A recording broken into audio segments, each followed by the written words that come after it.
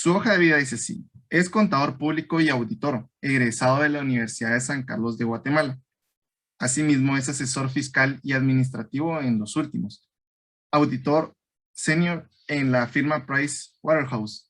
Gerente de contabilidad El Volcán S.A. También gerente financiero en técnica hidráulica. Docente Gaia Business School. También tiene un diplomado en leyes fiscales en Guatemala, recibido en Price Waterhouse. Entonces, todos, por favor, una cordial bienvenida al licenciado Víctor Álvarez y que todo sea de su agrado. Muchas gracias.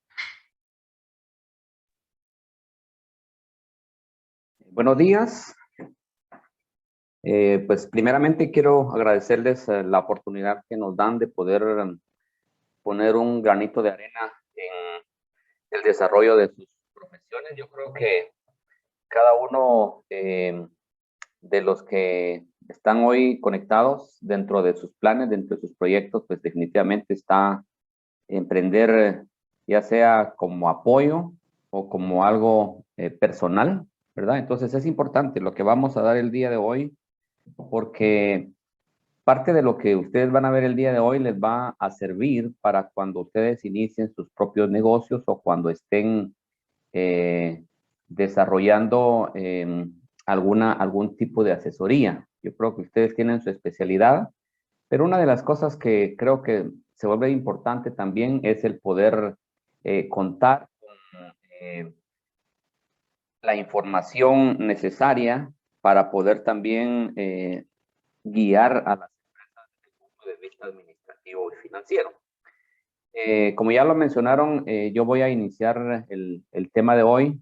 El tema que yo voy a desarrollar es las estructuras de empresas. Yo creo que la palabra estructuras para ustedes es muy conocida porque creo que es parte de lo que ustedes desarrollan cuando desarrollan algunos proyectos, cómo van a estructurar, cómo va a estar conformado cada proyecto.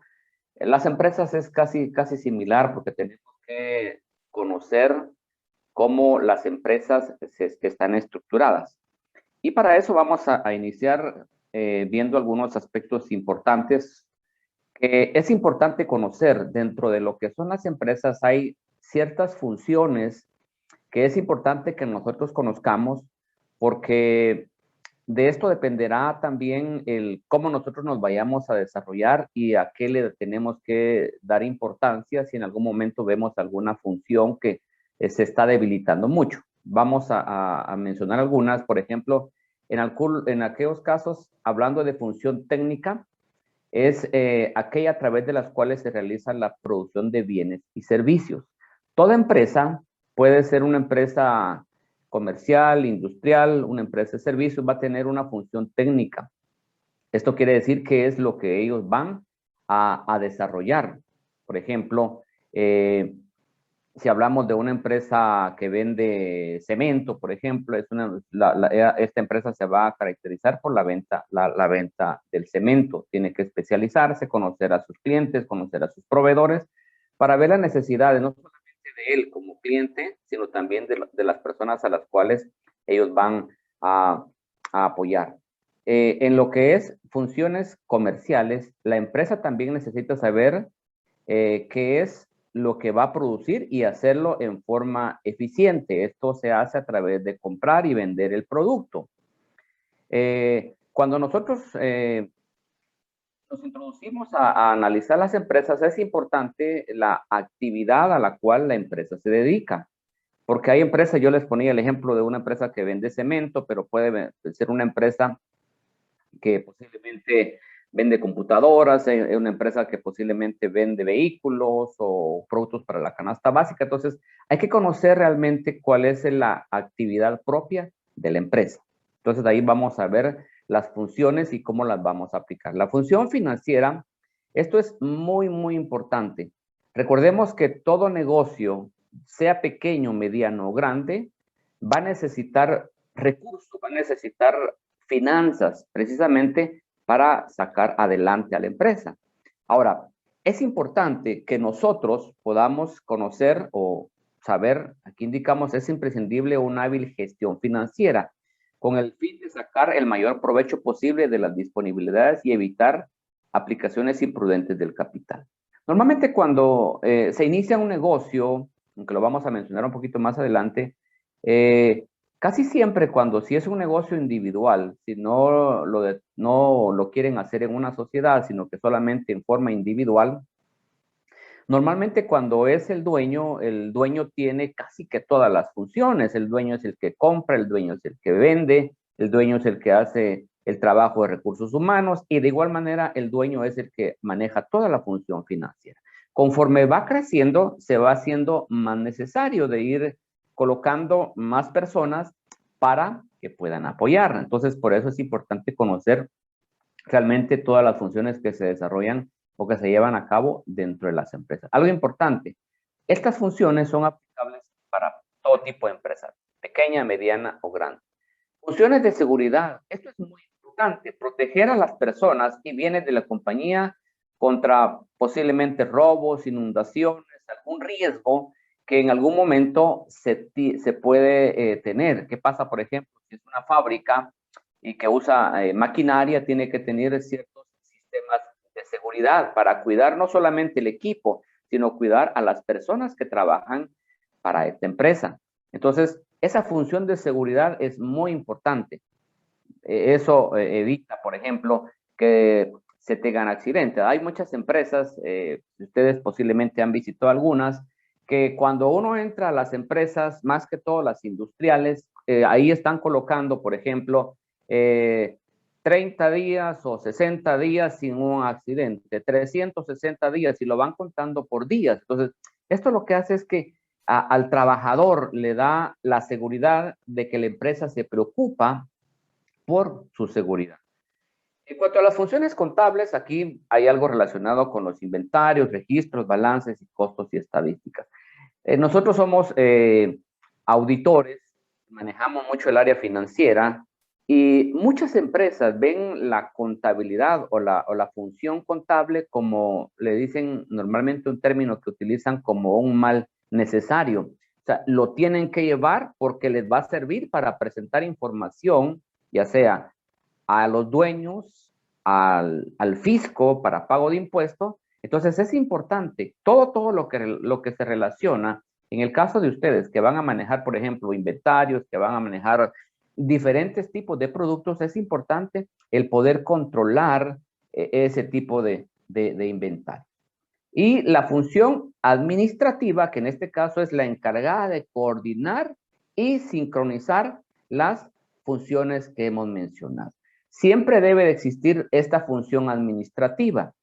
Normalmente cuando no hay alguien encargado de velar o coordinar por estas funciones, entonces se puede estar ante un riesgo, ya sea contable, de seguridad, de cualquier tipo, si no hay alguien que se encargue de poder coordinar, de poder administrar. Y en este caso yo les indicaba que cuando es una persona individual y inicia negocio, normalmente esta función recae en el dueño de la empresa. Ahora, vamos a ver en este caso que tenemos algunos aspectos importantes, perdón, en cuanto a el tipo de empresa que vamos a estar manejando o el tipo de empresa que vamos a estar desarrollando o evaluando. Y en esta cosa vamos a encontrar en el primer punto que vamos a ver acá es que una de las decisiones esenciales que toda empresa debe tomar, primeramente es la forma legal. Mire, cuando ustedes ahorita que se gradúen y empiecen a trabajar, ustedes tienen que pensar cuál es la mejor forma legal que le conviene a su empresa. Más adelante vamos a ver este aspecto. Pueden darse aspectos como yo quiero una empresa individual, yo quiero una sociedad, yo quiero tal vez una copropiedad, unirme o una corporación, va a depender mucho de cómo yo quiera desarrollar el trabajo o dentro de mi empresa. Esta decisión tiene implicaciones financieras muy importantes porque es la manera como una empresa se organiza legalmente, influye también en los riesgos que deberán superar los accionistas de la firma o la empresa al tiempo que va a determinar la forma también de recaudar el dinero y cómo se van a gravar sus utilidades.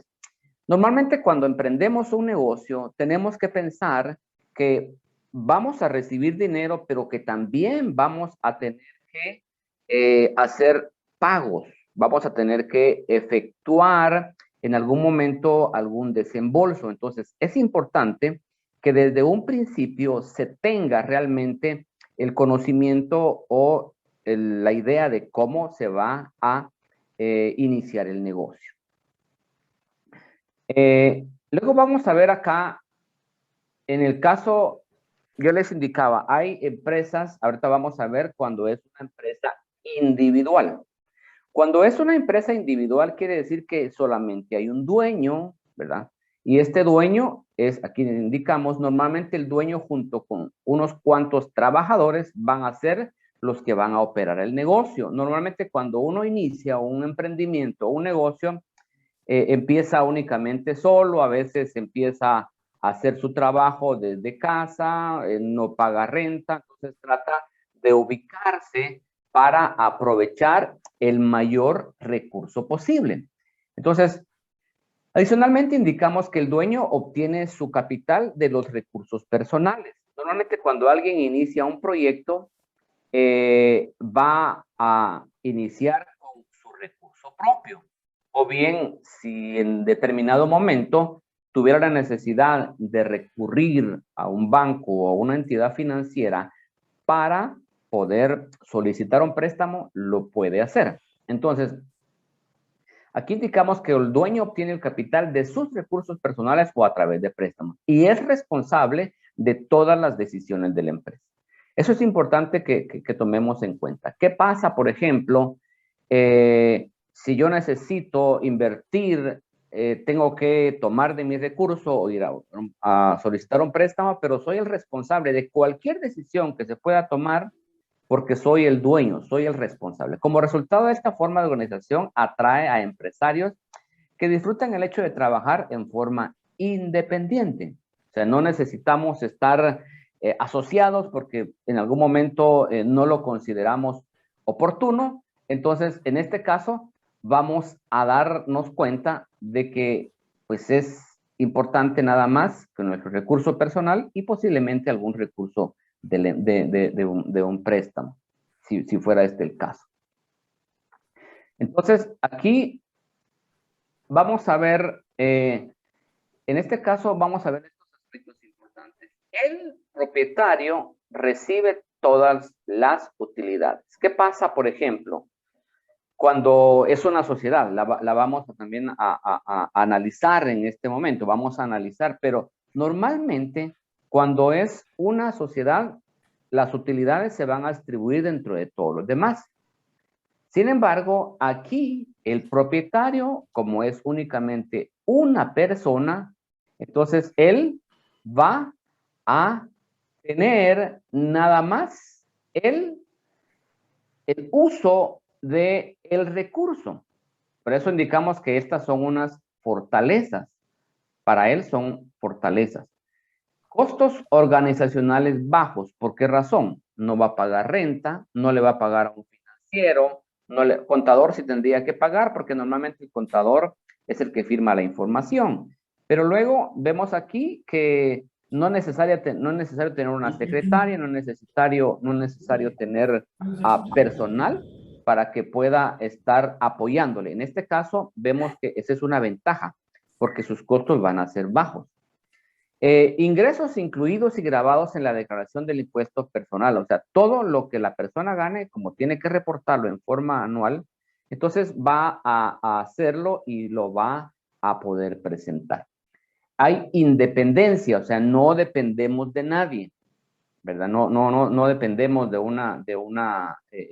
unas personas, sino que él trabaja en forma independiente. La confidencialidad, normalmente la información que él maneja es una información propia. Él no va a tener absolutamente que rendirle cuentas a nadie más, porque él es el dueño. Y otro aspecto importante que es, al momento de que la empresa individual se quiera disolver, esto es muy fácil. Una sociedad, lo vamos a ver más adelante, es mucho más difícil el poder disolverla. Entonces, estas son una de las ventajas que vamos a encontrar acá. Ahora, como también vamos a encontrar unas debilidades. Aquí indicamos, el dueño tiene la responsabilidad ilimitada, su riqueza entera se puede usar para pagar deudas. ¿Qué pasa si una persona individual inició un negocio, puso un capital, pero tuvo pérdida y tiene que pagar? Entonces lo que hace es que tiene que usar su capital propio, que no es capital de la empresa, destina cierto capital para la empresa. Esto, entonces, para él se convierte en una debilidad. ¿Por qué razón? Porque va a tener que cubrir él cualquier pérdida que tenga. La capacidad limitada para recaudar fondos tiende a limitar el crecimiento.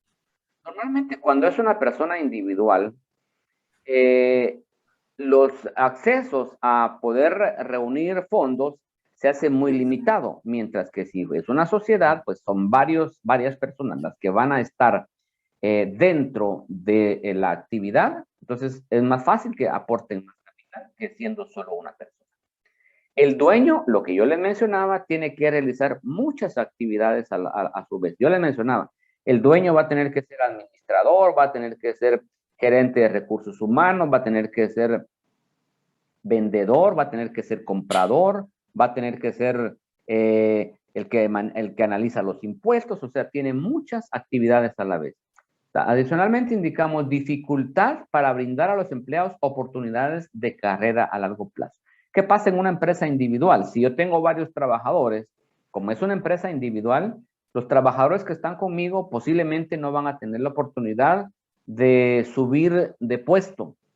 Por ejemplo, si lo contratamos de algún puesto administrativo, operario, como ya hay alguien sobre él, que soy yo, entonces es difícil en este caso que que esta persona pueda tomar o posicionarse en este lugar. ¿Qué pasa, por ejemplo, cuando es una sociedad como es grande? Entonces sí, ahí sí hay oportunidades. Ahora, ¿qué pasa si el propietario se muere? Esta es una debilidad. Muchas veces cuando los dueños de las empresas, si son individuales, fallece, no hay alguien que le dé continuidad al negocio. Entonces esta es una debilidad porque realmente se está perdiendo la oportunidad de seguir adelante con el proyecto con que ellos habían iniciado. Entonces por eso indicamos que se vuelve muy, muy importante. Ahora vamos a ver las sociedades. ¿Qué son las sociedades? Las sociedades son empresas en las cuales se van a unir dos o más personas. Pueden ser de dos hasta la cantidad de personas que quieran. Entonces, ellos son los propietarios, contrario a los individuales. Los individuales era uno, las sociedades son dos. Entonces, ¿por qué les mencionamos esto? Porque ustedes, cuando vayan a emprender sus proyectos, van a tener que tomar la decisión. Bueno, ¿me voy a unir a alguien más o lo voy a hacer únicamente en forma individual?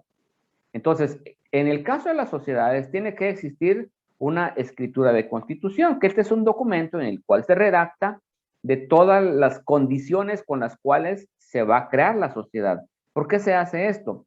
Para que algún socio no quiera tener más ventaja que otro, ¿no? Ahí se va a plasmar todo lo que la empresa va a realizar, el plazo, su objeto, todo. Eso sí, debe de existir un representante legal, porque pueden ser, suponiendo que hayan 10 socios, pero hay una persona, la que se le denomina representante legal, que es la persona que en este caso va a representarlos a ellos. Si hay que ir, por ejemplo, a una demanda, si hay que firmar algún documento, entonces en este caso lo hace el representante legal. Esto pues, las sociedades se dividen, tienen su capital, ¿verdad? Lo que van a aportar, y aquí también se determina la forma en que se va a administrar. ¿Quién es el que va a tomar las decisiones? Ahora, ¿Qué fortalezas encontramos en las sociedades? Lo que indicábamos, se puede recaudar más fondos que cuando es una persona individual. Porque, por ejemplo, una persona individual pudiera tener 100,000 quetzales para iniciar un negocio, pero una sociedad, si son 10 socios y cada socio tiene 100,000 quetzales, entonces esa empresa tiene su capital de 1,000,000 de quetzales. O sea, es mucho más alto el capital porque son más los que participan. La capacidad también de endeudamiento puede aumentar. ¿Por qué razón? Porque yo tengo más capital, entonces las empresas o las entidades financieras, háblese bancos, al ver que yo tengo un capital alto, pues ellos, miren, ellos son sujetos a crédito, pueden solicitar más crédito. Mayor inteligencia y habilidad administrativa. Hay un término que tal vez algunos de nosotros conocemos, que dos piensan mejor que uno. Imagínense una persona individual ahí pensando qué va a vender, qué va a producir, cómo va a manejar eso, hay que atender al cliente A, al cliente B, al cliente C. Se llega a cargar demasiado que en algún momento puede cometer algún error o estar incumpliéndole algo. Mientras que cuando son sociedades, hay más socios, hay más personas involucradas, entonces hay una mayor habilidad administrativa porque puedo delegar en la sociedad a que alguien sea el que venda, otro que sea el que compre, otro que sea el que desarrolle, otro que sea el de recursos humanos. O sea, vamos a ampliar la habilidad administrativa. En el caso de los impuestos, así como la persona individual paga impuestos, las sociedades de igual manera también pagan impuestos. O sea, en cuanto a impuestos, pues es algo que ya no lo va a pagar solamente la persona individual, sino que el impuesto se va a diluir dentro de todos los socios.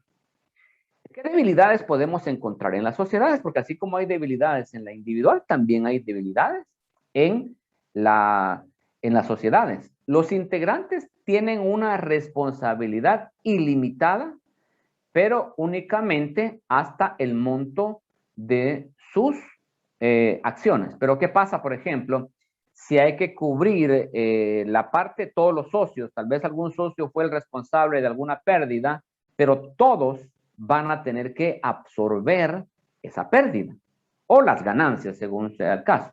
Las sociedades se disuelven cuando muere un socio, si son solo dos socios. ¿Qué pasa, por ejemplo, si son tres socios y fallece un socio? Sigue la sociedad porque hay dos socios todavía vivos. Contrario a la individual. La individual, lo que decíamos, ¿qué pasa si la persona fallece? No hay alguien que le dé continuidad. Entonces estamos perdiendo el negocio. En el caso, otra de las debilidades es dificultad para disolver o transferir la sociedad. Una persona individual es muy fácil de poder disolver o cancelarlo. En el caso de una sociedad, no solamente es mucho más costoso, sino que el proceso es mucho más largo. Alguien decía por ahí, hacer una sociedad es muy fácil. Y lo relacionaban mucho con el matrimonio. Decían, mire, casarse es bien fácil. Hacer una sociedad también es fácil. Pero deshacer la sociedad cuesta mucho, es muy difícil, no es que no se pueda hacer. De igual manera decía el matrimonio, el disolver el matrimonio es mucho más trabajo, mucho más costoso que el haber, por eso lo relacionan mucho. Aparte de esto, indicamos que hay un impuesto sobre los dividendos pagados. Las empresas individuales pagan sobre lo que ganan y ahí se terminó. Las sociedades pagan por lo que ganan, pero el socio, cuando retira sus dividendos, vuelve a hacer otro pago. Entonces, normalmente lo que recomendamos es que cuando se vaya a constituir una empresa, se haga ese tipo de análisis. ¿Qué pasa con las corporaciones? Ya hablamos de personas individuales y hablamos de sociedades, que normalmente son dos o más socios. Las corporaciones, estamos hablando de una entidad que se va a crear legalmente, la cual tiene derechos legales sobre varias empresas. Normalmente ustedes van a ver en el mercado de Guatemala, en el mercado empresarial, que hay empresas, por ejemplo, que dentro de su estructura constituyen una empresa que se dedica a la venta nada más. Hay otra empresa que se dedica a la compra, otra empresa que maneja el recurso humano, otra empresa que maneja los servicios. Todo esto se hace En principio por aspectos administrativos y aspectos fiscales, porque de esta manera se pueden diluir los impuestos dentro de, si es una corporación. Eso quiere decir que una sociedad es únicamente una empresa de varios socios, una corporación es una entidad que va a albergar varias sociedades. Les voy a poner, por ejemplo, algún ejemplo por el cual se crean varias empresas. Cuando el personal operativo, por ejemplo, decide parar un trabajo porque hace huelga, no está de acuerdo con lo que la empresa les está pagando, entonces, si es una sociedad, toda la empresa va a sentir el efecto. Cuando es una corporación, como en este caso, los trabajadores están dentro de otra empresa, entonces, si estos hacen huelga, las empresas productivas, las empresas comerciales, no van a sufrir ningún impacto. ¿Por qué? Porque estas, como son independientes, van a seguir trabajando. Esa es una de las razones por las cuales se constituyen este tipo de corporaciones. Además, indicamos acá que cuando es este tipo de corporaciones, se crean sociedades en las que, por ejemplo, es una empresa que produce o que vende, le va a dar exclusividad a las otras de la corporación. Entonces, eso también ayuda. Los dueños de una corporación son sus accionistas, cuya propiedad o patrimonio se demuestra con acciones. En este caso, depende del tipo de acción que la empresa o que el socio haya constituido. Los accionistas pueden esperar ganar un rendimiento al recibir dividendos. Si la empresa no generó el dividendo suficiente para pagar a todos, no habrá nada para los accionistas. Esto así es. ¿Qué pasa, por ejemplo, si no se generó mayores utilidades? Entonces, esa pequeña utilidad va a ser distribuida entre los socios. Pero ¿qué pasa si hubo pérdida? Entonces, esa pérdida la van a absorber los accionistas. Entonces, eso lo vemos en las corporaciones. Fortalezas. Los propietarios tienen una responsabilidad limitada, lo que garantiza que no pierden más que el dinero que han invertido. Suelen alcanzar un gran tamaño gracias a las ventas de las propiedades. O sea, como son varias sociedades, su capital va a crecer. ¿Por qué? Porque no es solamente el de una empresa, sino que es el de todas las empresas. La propiedad es fácilmente transferible por medio de acciones. ¿Qué pasa si yo quiero vender mi acción o quiero vender mi participación? Puedo hacerlo. No hay ningún problema. Y eso se hace en forma inmediata. La propiedad, entonces, se transfiere a través de acción. ¿Qué es una acción? Es como el documento que se le da a la persona que le indica que es propietario de esa empresa o participa en la propiedad de esa empresa. La empresa tiene vida más larga porque como son corporaciones, entonces esas empresas van a tener hasta, si el socio fallece, los hijos pueden heredar las acciones o las pueden transferir, entonces esto va a continuar sin ningún problema. Puede contratar administradores profesionales.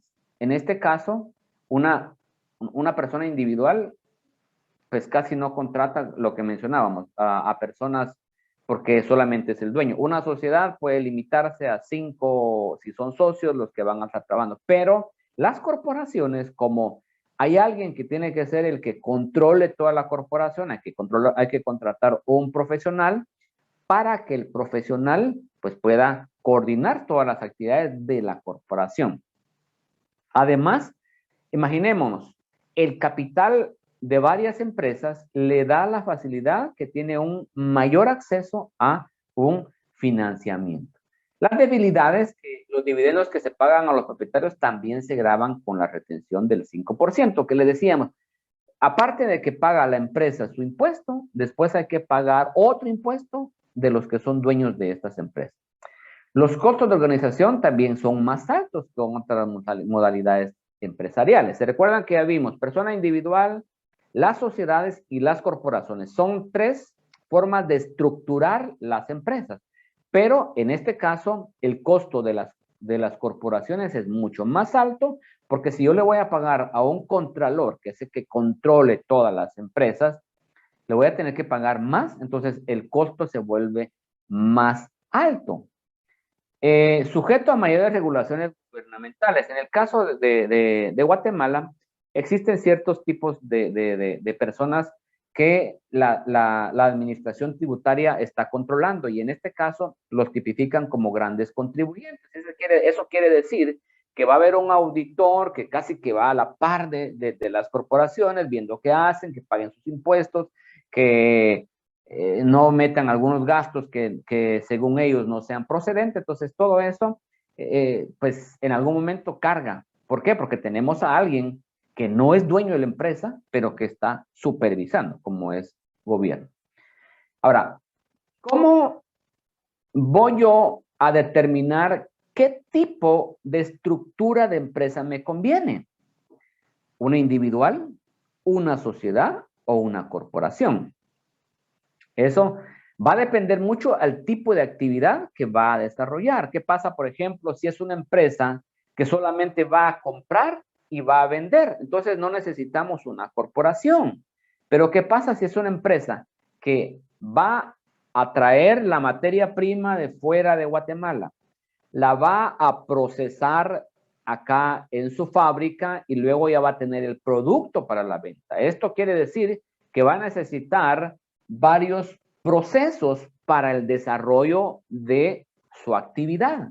Entonces ahí nos convendría una corporación. ¿Por qué? Porque cada uno se va a especializar. Una empresa que se dedique solamente a las importaciones de materia prima, otra que únicamente sea la que venda, otra que sea la que haga el proceso administrativo, alguien de personal, alguien que maneje las finanzas.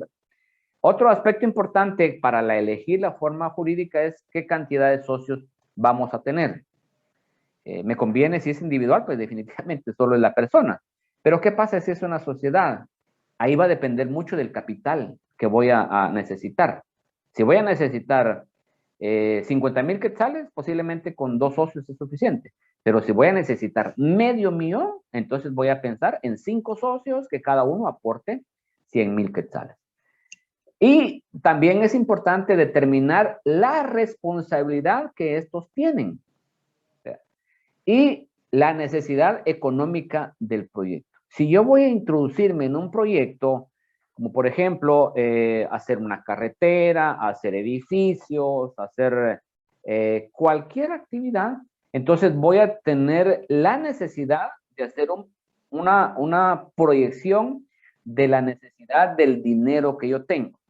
¿Qué pasa, por ejemplo, si yo me voy a dedicar a un complejo habitacional?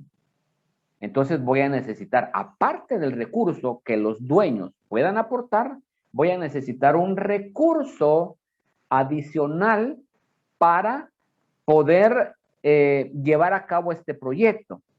Entonces, voy a necesitar más socios que se puedan unir a mi proyecto para que yo lo pueda desarrollar. Aspectos fiscales. Aquí es importante. Habrá que estudiar detalladamente los costos fiscales que la empresa va a poder soportar o cubrir. Tomar en cuenta que las sociedades tributan a través del impuesto sobre la renta. Es una de las formas. En este caso, algo que nosotros les recomendamos, cuando ustedes vayan a iniciar un proyecto, cuando ustedes vayan a posiblemente crear una sociedad, es importante de que antes de que se inscriban dentro de lo que es el registro mercantil, que es el lugar donde se inscriben las empresas, y la superintendencia de administración tributaria, ustedes tomen el consejo de alguien que maneje impuestos. ¿Por qué razón? Para que de esta manera ustedes puedan pagar lo justo y no estén pagando más de lo que realmente deben de pagar. En Guatemala existen varias estructuras para poder desarrollar realmente cómo nosotros vamos a trabajar y vamos a contribuir. Todos tenemos que contribuir. Ustedes como individuales o como sociedades o como corporación. Por eso es importante.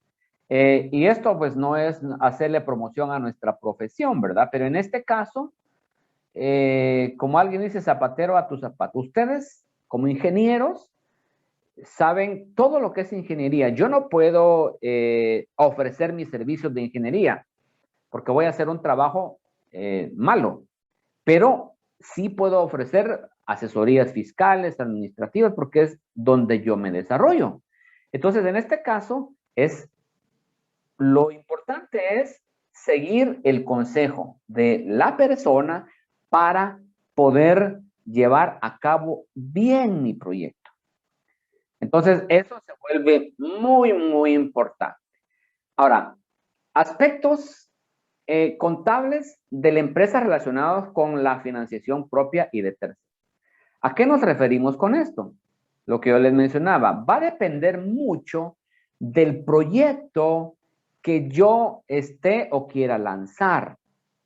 ¿Qué tan grande voy a hacer mi proyecto y mi necesidad? Por eso indicamos acá, el implementar la estructura óptima de financiamiento, a eso me refiero. Cuando hablamos de financiamiento, me refiero al recurso que yo voy a recibir. No es una tarea fácil. Por el contrario, puede resultar bastante complejo ya que se tiene que definir las diversas fuentes de financiamiento. ¿A qué nos referimos con fuentes de financiamiento? Eso quiere decir, ¿de dónde proviene el dinero? ¿De dónde voy a recibir? Y cómo es que lo voy a estructurar. Y con esto quiero terminar para luego pasar al tiempo de preguntas. Si ustedes tienen alguna pregunta, el moderador nos las va a hacer llegar para poderlas contestar. Pero quiero terminar con esto. Cuando hablamos de fuentes de financiamiento, eso quiere decir de dónde viene el recurso. Si es capital propio, es el capital que aporta, ya sea el dueño de la empresa, los socios que van a iniciar la sociedad o los que van a integrar la corporación. Pero voy a ponerles un ejemplo. Si yo quisiera, por ejemplo, hacer un proyecto que me va a llevar más o menos el recurso de unos 5 millones de quetzales. Cuando yo inicié mi empresa, no importa el tipo de empresa, yo inicié la empresa, voy a necesitar 5 millones de quetzales para el proyecto. Pero cuando lo inicié, solamente aportaron 1 millón dentro de todos los socios. Eso quiere decir que me hacen falta 4 millones. Entonces, yo tengo que buscar la forma de agenciarme de ese otro recurso para poder llevar a cabo mi proyecto. Entonces, en este caso hay muchas alternativas, como por ejemplo los bancos o bien los mismos socios que quieren, aparte de que aportaron capital, pueden decir, mire, yo voy a prestar un dinero para que se lleve a cabo ese proyecto. Entonces, en conclusión, para este tema vimos que existen estructuras para desarrollar la empresa. Normalmente cuando nosotros iniciamos un negocio, posiblemente no sabemos cuál va a ser el mejor. Aquí, en este tema que desarrollamos, les dimos por lo menos los 3 generales que usted los va a ver en cualquier lugar donde usted va a ver, o es una persona individual, o es una sociedad, o es una corporación. Pero se vuelve importante el que podamos tomar una decisión de acuerdo a la estructura que estemos desarrollando. Eso no quiere decir que yo puedo empezar con una individual, pero que dentro de 1 año, 2 años, lo convierta en una sociedad porque ha crecido el negocio, entonces hay necesidad de expanderme, entonces lo voy a hacer a través de una sociedad. Eso es muy, muy fácil. Claro, en algún momento estas tienen sus costos para el poder iniciar cada proyecto. Así que esperamos con esto haber contribuido a esta primera parte del tema, que es un tema muy amplio, muy, muy enriquecedor, pero que sí les va a servir a ustedes para que al momento en que ustedes tomen la determinación de llevar a cabo algún proyecto, lo puedan hacer con la mejor ayuda o la decisión en forma adecuada. Yo quisiera dejar en el uso de la palabra a los moderadores, si tuvieran alguna pregunta, pues con mucho gusto vamos a atenderla. Así que es importante si estuvieran los moderadores para poder llevar a cabo. Gracias, Jesús. Jesús nos va a apoyar. Si hubiera alguna pregunta, estamos en la mejor disposición para responderla, Jesús. Muchas gracias, licenciado Víctor. Por favor, compañeros, si tienen alguna pregunta, alguna duda respecto del tema de estructuración de una empresa, por favor la pueden dejar aquí en el área de preguntas y respuestas o bien en el chat. Y procederemos a leerlas.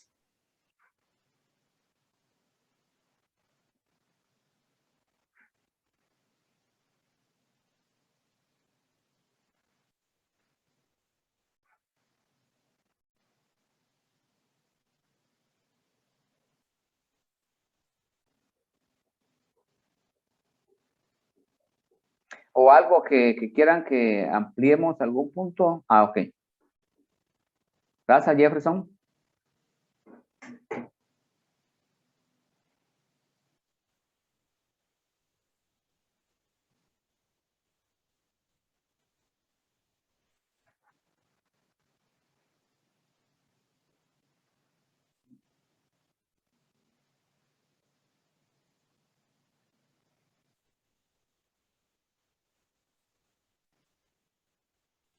Gracias, Gabriel.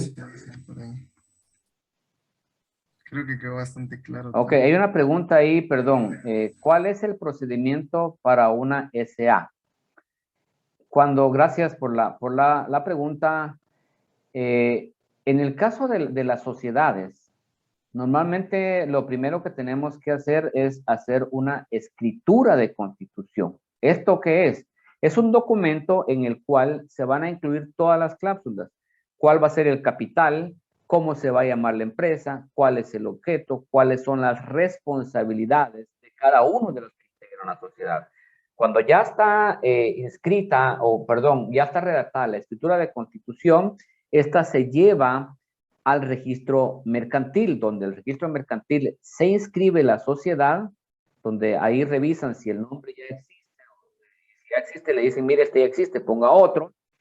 Entonces, ya cuando esté inscrito en la sociedad, se tiene que inscribir en la Superintendencia de Administración Tributaria para que entonces la sociedad ya tenga la posibilidad de ejercer negocios, ya pueda facturar, ya pueda comprar. Eso le va a servir porque si yo empiezo a hacer negocios, pero sin tener una sociedad o una empresa, ¿qué pasa cuando le voy a vender a alguien? Mire, me va a dar una factura. Fíjese que como estoy iniciando no tengo factura, entonces busco a alguien que me va a dar una factura. Esto me va a dar a mí la ventaja de que voy a poder competir con las demás empresas que ya están constituidas y pues empezar a desarrollar mi actividad. Entonces, ese sería el procedimiento para la sociedad.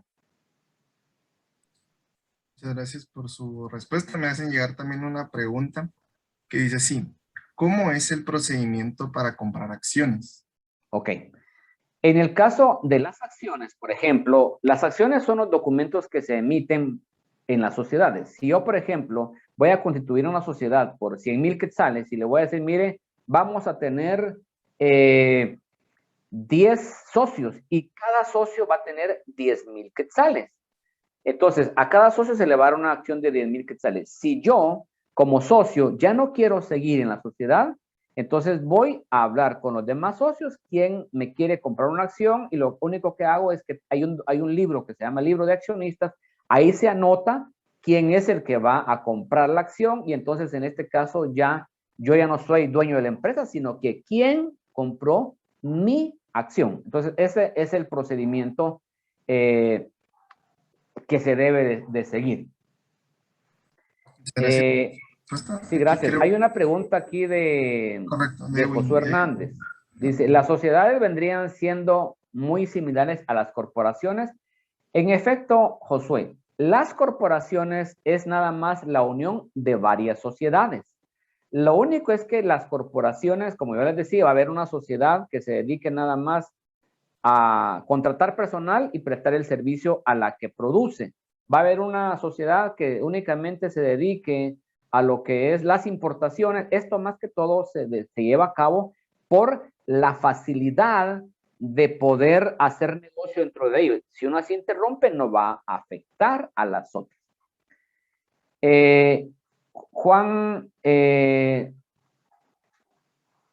perdón, hay una pregunta antes. Sí, de Edwin Shock. Edwin Shock dice, buenos días, ¿qué me debe realizar primero al momento de inscribirse en una empresa individual, el proceso de registro mercantil o el trámite de la SAT? Primero se hace el trámite del registro mercantil. Ustedes sacan su patente con su nombre, todo lo que necesiten, y luego ya con esa patente van a SAT y se inscriben.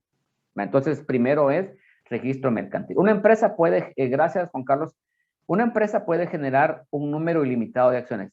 Si bien es cierto, la cantidad de acciones la determinan los socios. Por ejemplo, yo puedo tener una sociedad con un capital de 100,000 quetzales, pero esta sociedad dice, mire, emitamos acciones de 1 quetzal. Entonces, vamos a tener 1,000 acciones, por ejemplo, si hablamos de un capital de 1,000, pero ¿qué pasa si alguien decide emitir acciones por valor de 10 quetzales? Entonces, va a ser el mismo capital, pero van a ser menores cantidades de acciones.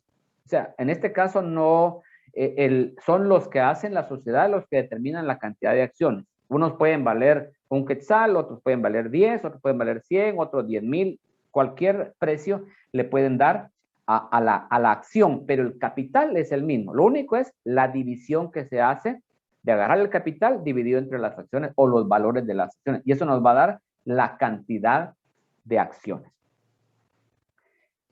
Una pregunta más, dice, si tengo una sociedad de 2 personas y también hay un tesorero, secretaria y vocal dentro de la sociedad, ¿las utilidades van en partes iguales o solo tendrán un sueldo? Ok. Los únicos que van a gozar de las utilidades son los dueños de las empresas. Yo puedo tener a alguien, un tesorero, a él únicamente le voy a pagar un sueldo. Los únicos que van a tener que determinar qué es la acción son los dueños, nadie más. Otra pregunta dice, ¿cómo escoger un buen socio? Esto es, digamos, difícil de decir, yo voy a ser un buen socio, pero si todos van a decir, mire, todos tienen que aportar 10,000 quetzales, ahí no se puede decir, es que aquel que aportó 10,000 quetzales es buen socio. No, porque ahí está aportando dinero. Lo que sí puedo hacer es buscar un socio que tenga conocimiento, por ejemplo, del negocio, o un socio que ya haya trabajado en este negocio. A eso le podríamos decir, es un buen socio, que contratar a alguien que en su vida ha trabajado en este proyecto al cual yo voy a introducirme. Entonces, ¿qué pasa si yo quiero un buen socio? Le voy a buscar que conozca del negocio, que sea alguien que ya haya trabajado. Eso podría ser, porque si nos vamos al concepto del dinero, todos van a aportar lo mismo. Entonces yo lo vería más que todo buen socio desde el punto de vista si tiene un conocimiento técnico. Vamos a ver, creo que tenemos 2 preguntas más, ¿verdad? Por el tiempo. Vamos a ver una de chat y luego la otra de preguntas y respuestas. La del chat dice, ¿en qué me baso para dar un buen sueldo a un trabajador? Normalmente, en Guatemala existe un salario mínimo. Actualmente es como de 2,800 más 2,500 más 2,250 de bonificación, son como 3,000 quetzales. Ese es el mínimo, no importa el tipo de sueldo. Ahora, si yo estoy conociendo a mi trabajador, aporta, hace el trabajo de la mejor manera, entonces yo puedo irlo calificando. Y de acuerdo a cómo yo lo voy calificando, le voy a dar su sueldo. Esto para motivarlo y que no se vaya a ir con la competencia. Si ya es un trabajador que sí realmente responde a lo que yo necesito, entonces lo voy a motivar para pagarle más sueldo. Y cuando alguien se quiera ir, tratemos de negociar, eso es importante. Y una última pregunta, la última que respondemos por el tiempo, ¿verdad? Queremos ser justos con los colegas, ¿verdad? Existe un porcentaje mínimo de participación. Vuelvo al ejemplo. Si tengo un capital de 100,000 quetzales y voy a sacar acciones por 5,000 quetzales, eso quiere decir que tengo 20 acciones. Pero yo le puedo vender a Jesús Alvarado, le digo, mire, Jesús, le voy a dar 4 acciones. Entonces él va a aportar 20,000. Pero luego el licenciado López va a comprar otras 6 acciones, ya tiene derecho a 30,000. O sea, eso lo determinan los socios. ¿Cuánto yo voy a aportar? Porque ahora, lo que sí es importante es que no haya alguien que tenga más del 50% del capital. ¿Por qué razón? Porque entonces él estaría tomando las decisiones y dejaría a un lado el apoyo o el reporte o el apoyo que los demás quieran dar. Así que muchas gracias, estamos a sus órdenes, estamos ahí siempre para poder apoyarles en cualquier momento y gracias por la participación. Es algo que a nosotros nos gusta, la docencia, y pues esperamos haber colaborado con usted. Gracias, Jesús. No, usted muchas gracias, licenciado. Como parte del comité organizador queremos hacerle entrega de un diploma, por favor. El diploma dice así. Universidad de San Carlos de Guatemala, Facultad de Ingeniería, Escuela de Ingeniería Civil. Comité organizador de estudiantes de Ingeniería Civil otorga el siguiente diploma al licenciado Víctor Manuel Álvarez Pucón por su participación en el 26º Congreso Nacional y 22º Congreso Latinoamericano de Estudiantes y Profesionales de Ingeniería Civil de la Universidad de San Carlos de Guatemala como conferencista en el taller